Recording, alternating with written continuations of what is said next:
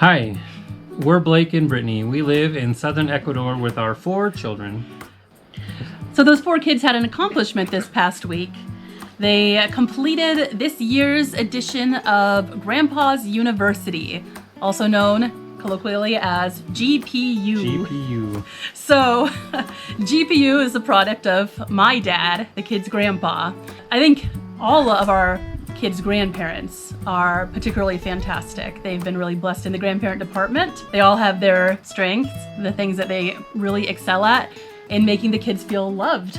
Yeah, and so my father-in-law is a retired teacher, and he's very interested in helping the children think, right, and learn and develop, read, argue, those kind of things, which we really appreciate because for one thing, they don't get that here in the schools. Not a big part of Ecuadorian school culture. Yeah, in the public schools, they don't do, just like in the U.S. schools though, they don't do a whole lot anymore on critical thinking, on arguing, on, developing theses, things like that. So yeah, like Blake said, my dad was a teacher, an educator for his career, and he's kind of the professorial type, I would say. And I had some, unique experiences. As Blake's always asking me, oh, you remember this movie or do you remember that movie? And it's like, no, we did not watch the movies in my house.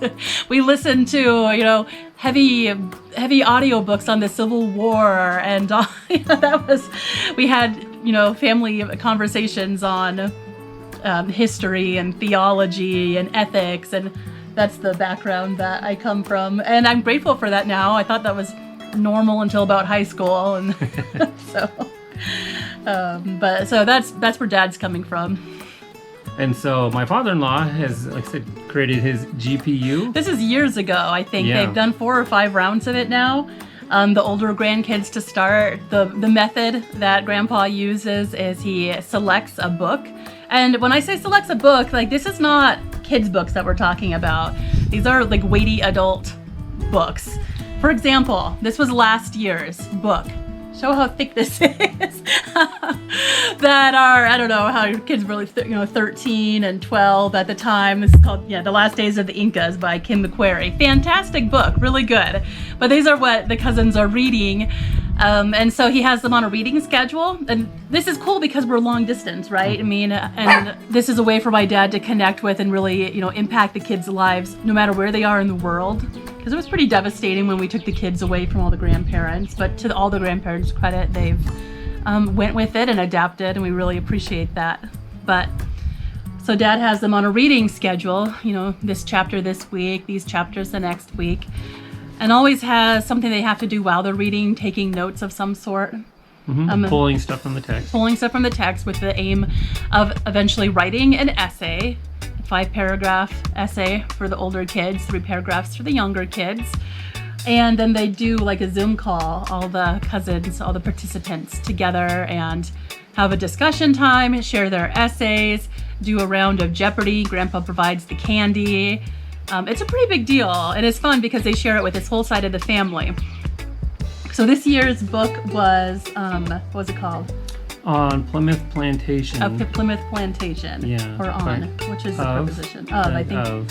By Robert Bradford. No, William Bradford. William Bradford. William Robert Bradford. I don't know. Is Robert in there at all? I don't know. I don't think so.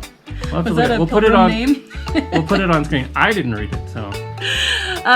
So the kids read the book over the course of several months, and then worked on the essays, which I love writing. I love writing, and they don't do a lot of writing here.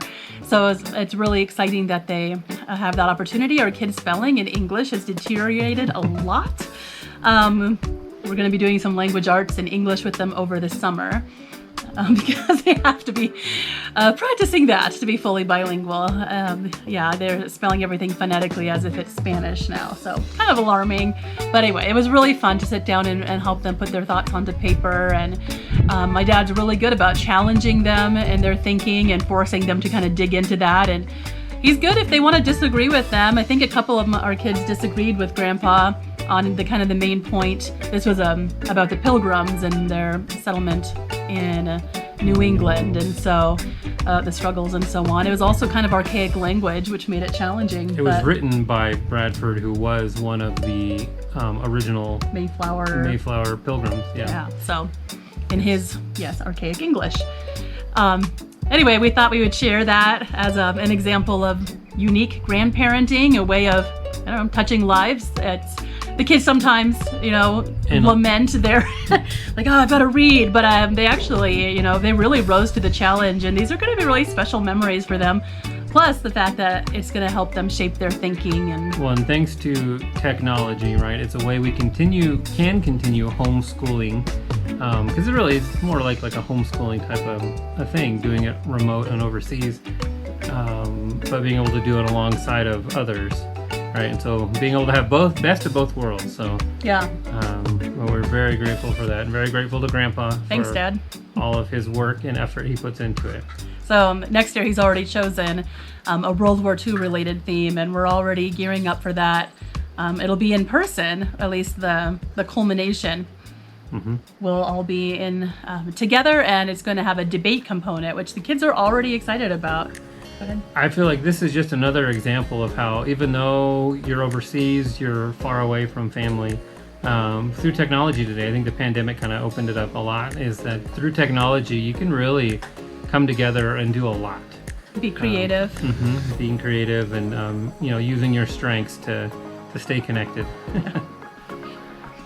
Yeah, so thanks so much for checking that out and seeing just a little bit more of how we've made life work here, and life work alongside Grandpa. We're very grateful again for Grandpa's University and the effort he puts in, and grateful for you for watching and listening. So subscribe to Average Family Abroad, and we'll see you on the next one.